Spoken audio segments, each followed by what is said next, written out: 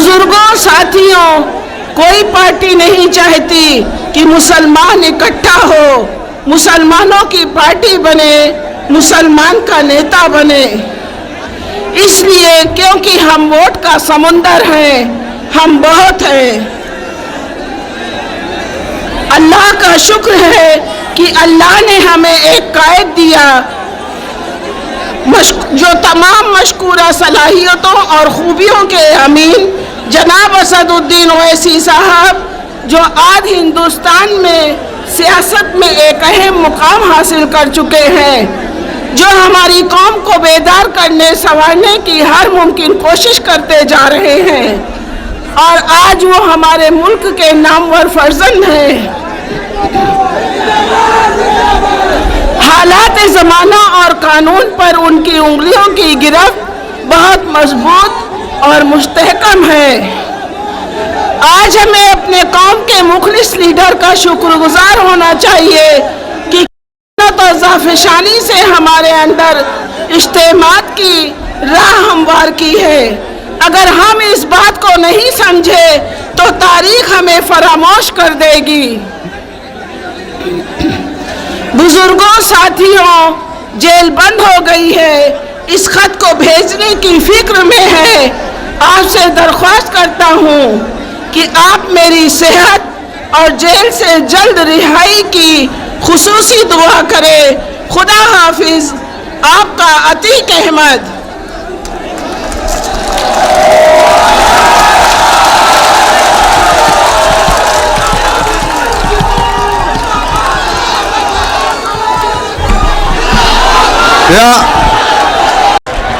अब आपके सामने शेर पूर्वांचल, पूर्व सांसद,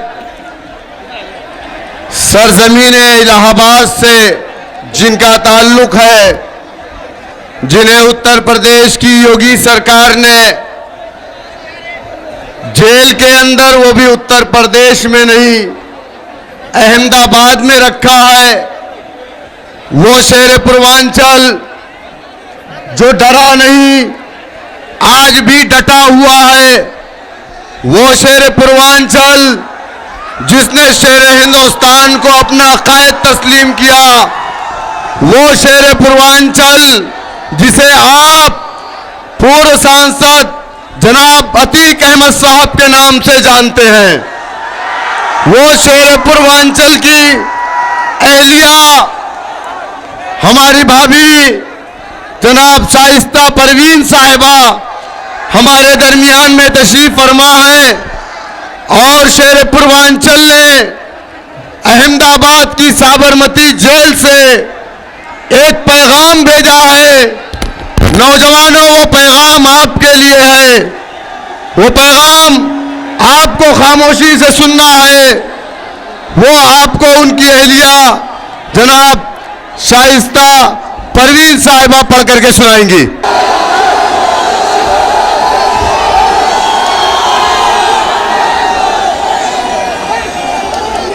मैं कोई सियासी तो नहीं हूँ, लेकिन यहाँ मेरे आने का मकसद इतना ज़रूर है कि आपके भाई, आपके पूर्व सांसद अतीक अहमद ने जो साबरमती में है, वहाँ से आपके लिए कुछ मैसेज भेजा है और आप तक पहुँचाने के लिए मुझसे कहा है, वो मैं आप तक पहुँचाना चाहती हूँ।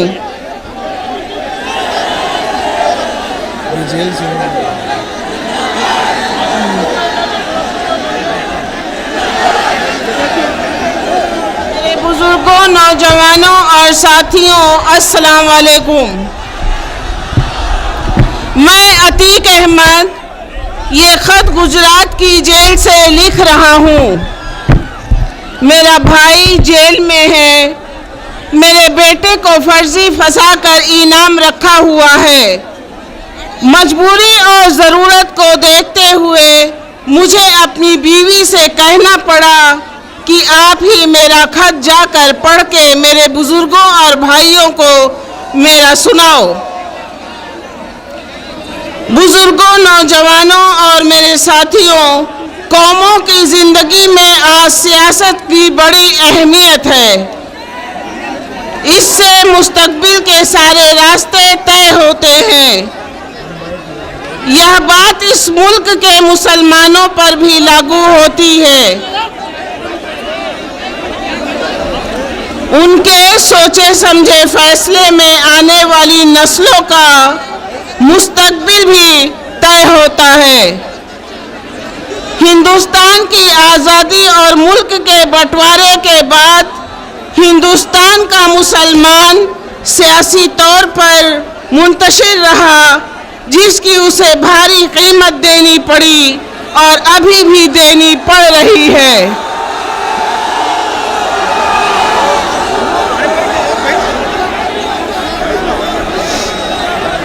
आज़ादी के बाद जब मुसलमानों को कोई रास्ता नहीं सूझ रहा था, उस वक्त कई पार्टियों ने सेकुलरिज्म का लबादा ओढ़े मुसलमानों को रिझाया। कांग्रेस ने बंटवारे की भारी कीमत वसूली, दंगे करा के मुसलमानों को डराती रही, मुसलमानों को कहीं हिस्सेदारी नहीं दी। जब वोट लेना होता था तब स्वयं श्रीमती इंदिरा गांधी सर पर पल्लू डालकर गरीब ख्वाजा नवाज मोइनुद्दीन चिश्ती की दरगाह पर जाती थी और दिल्ली में रोज़ा अफ्तार कर दिया जाता था और मुसलमानों की कीमती चीज़ वोट ले जाती थी। ये तो वही बात है कि कौमों के पेट भरने के इंतज़ाम न करो, बल्कि उसको चूरन खिला के राजी करा लो। बाद में समाजवादी भी विश्वनाथ प्रताप सिंह के कंधे पर सवार होके आए और जनाब मुलायम सिंह यादव को उनकी सेकुलर मोर्चा और समाज के प्रति ईमानदारी को देखते हुए यूपी के मुसलमानों ने सपा के हाथ में अपना मुस्तकबिल सौंप दिया। और अफसोस, उनके साहबजादे भूतपूर्व मुख्यमंत्री श्री अखिलेश सिंह यादव ने खुद को इस देश का नया नेहरू स्थापित करना शुरू कर दिया और मुसलमानों के मसाइल से न सिर्फ मुंह मोड़ा, बल्कि उनकी तरफ देखना और उनकी बात करना भी छोड़ दिया और मुसलमानों के मसले पर बात करना भी बंद कर दिया कि कहीं उनका यादव वोट नाराज ना हो जाए। एनआरसी इसकी मिसाल है। एनआरसी और सीएए पर इनकी खामोशी और जनाब आजम खान साहब के साथ जो हुआ, क्यों नहीं प्रदेश को बंद कर दिया। विरोध में जेल भरो आंदोलन चला के यूपी की जेलों को क्यों नहीं भर दिया।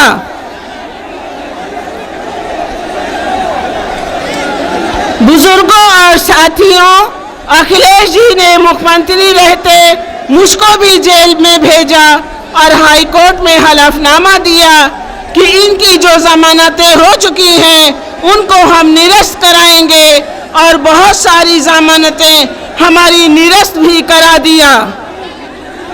अपने मुख्यमंत्री काल में ये घमंड से चूर थे और इनकी कोशिश थी मुसलमानों से दूरी बना के चले। ये सब ने देखा और महसूस किया है। बस अब ये बात समझ में आ गई है। हम खुद एक सियासी ताकत बनेंगे और इस मुल्क की तरक्की और इक़्तिदार में पूरी ईमानदारी से संविधान के दायरे में जो हमारा हक है वो हम लेंगे और ज़रूर लेंगे।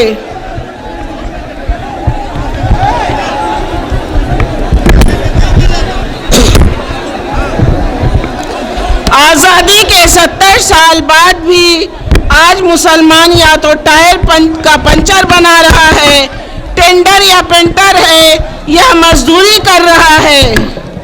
बुजुर्गों, दोस्तों, जिनके पास कुछ ज़मीनें हैं, कुछ कारोबार हैं, नस्लें बढ़ती जा रही हैं, कारोबार छोटा होता जा रहा है। अगर हमें सरकारी नौकरियों में हिस्सा ना मिला तो हालात और ख़राब होते चले जाएंगे।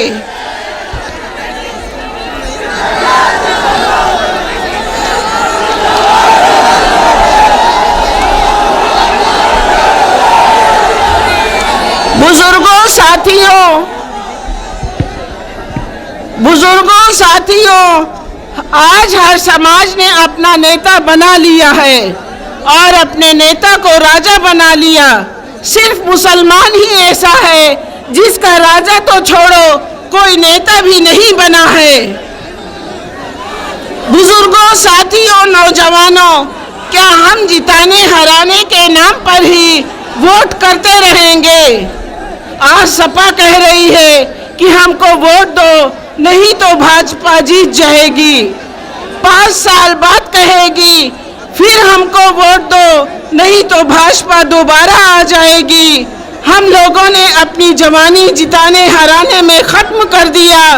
क्या हम अपने नौजवानों बच्चों को भी 20-25 साल यही जिताने हराने में खत्म कर देंगे? हमको भाजपा से शिकायत नहीं है, इसलिए शिकायत उससे होती है जिससे कोई उम्मीद होती है। भाजपा तो हिंदू मुसलमान का जहर खोलकर वोट हासिल करना चाहती है। यही भाजपा है जो दीवारों पर नारे लिखती थी कि मुसलमानों तुम्हारा स्थान कब्रिस्तान या फिर पाकिस्तान है, जबकि हमारे पास चॉइस थी। लेकिन हमने मुल्क की आज़ादी के लिए, आज़ादी की लड़ाई में हमारे उलमाओं ने सबसे ज़्यादा कुर्बानियाँ दी और किसी भी मुसलमान ने अपने मुल्क से गद्दारी नहीं की।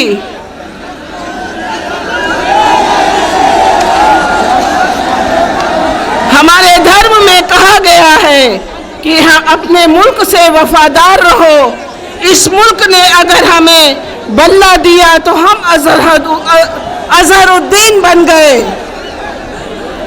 तबले वादत में दुनिया भर में नाम रोशन किया, जाकिर हुसैन बन गए। अगर हाथ में शहनाई दिया तो बिस्मिल्लाह खान बन गए। हाथ में अगर ब्रश दिया तो दुनिया के सबसे बड़े फनकार फिदा हुसैन बन गए। हाथ में अगर बंदूक दिया तो पाकिस्तान के सबसे ज्यादा टैंक तोड़ने वाले वीर हमीद बन गए। अगर हमारे हाथ में कलम दिया तो हिंदुस्तान के लिए एटम बम बनाने वाले अब्दुल कलाम बन गए। हमें मौका देकर तो देखो, हम 100 में से 20 हैं। हमको फौज में मौका दो, हमें नौकरियों में हिस्सा दो, पीएससी और पुलिस में मौका दो। हमारे लड़के भी आईएएस, आईपीएस, इंजीनियर और डॉक्टर बने और मुल्क का नाम रोशन करें। पाकिस्तान का हवा दिखाकर हमारे हिंदू भाइयों का वोट इकट्ठा करते हो, जबकि पाकिस्तान की अंदरूनी हालात ऐसे है कि उसको 2-4 करोड़ रुपए देके उससे कुछ भी कहलवाया जा सकता है, कुछ भी करवाया जा सकता है।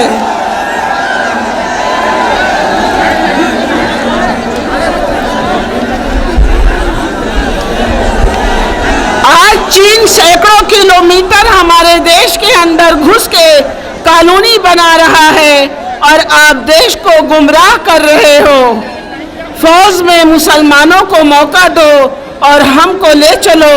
चीन के बॉर्डर पर हम अपने मुल्क के लिए हम अपनी बहादुरी और वफादारी दिखाते हैं। बुजुर्गों, नौजवानों, बात लंबी हो जाएगी, बड़े जज्बात दिल में हैं। जेल भी बंद हो रही है, लेकिन मैं आपसे जरूर कहना चाहता हूँ कि मुसलमानों की बर्बादी के पीछे उनका बटा और बिखरा होना है। अगर हमें तरक्की की राह चाहिए तो अपना एक कायद, एक रहबर, एक नेता, एक झंडे के नीचे मुत्तहिद होना पड़ेगा।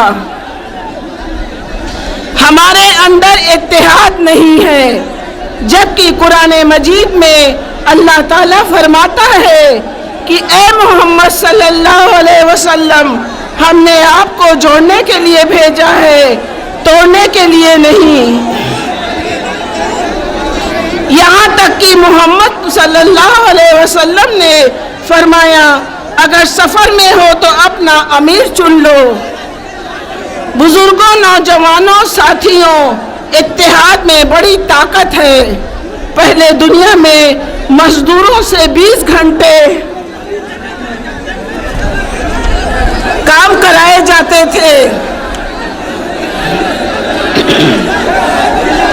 मजदूरों के अंदर इत्तेहाद हुआ और एक तारीखी आंदोलन मजदूरों ने किया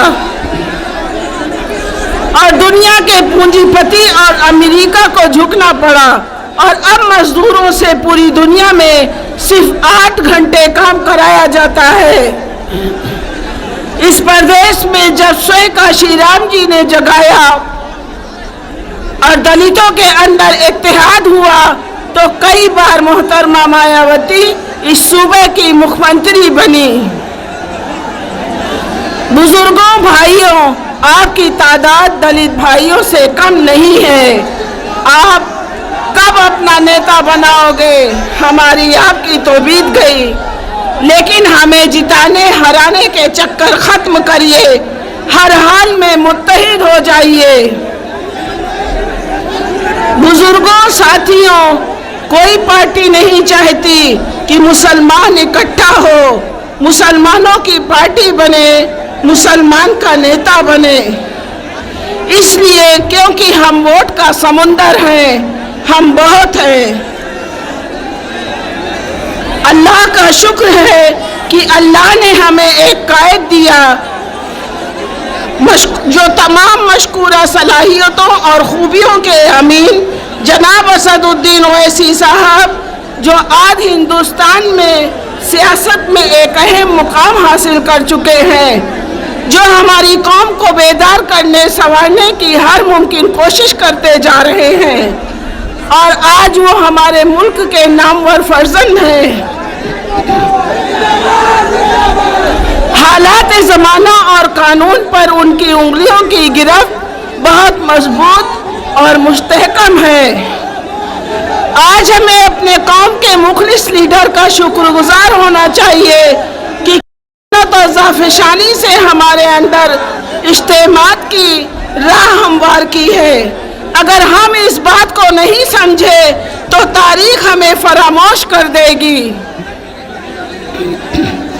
बुजुर्गों, साथियों, जेल बंद हो गई है। इस खत को भेजने की फिक्र में है। आपसे दरख्वास्त करता हूँ कि आप मेरी सेहत और जेल से जल्द रिहाई की खुसूसी दुआ करें। खुदा हाफिज। आपका अतीक अहमद।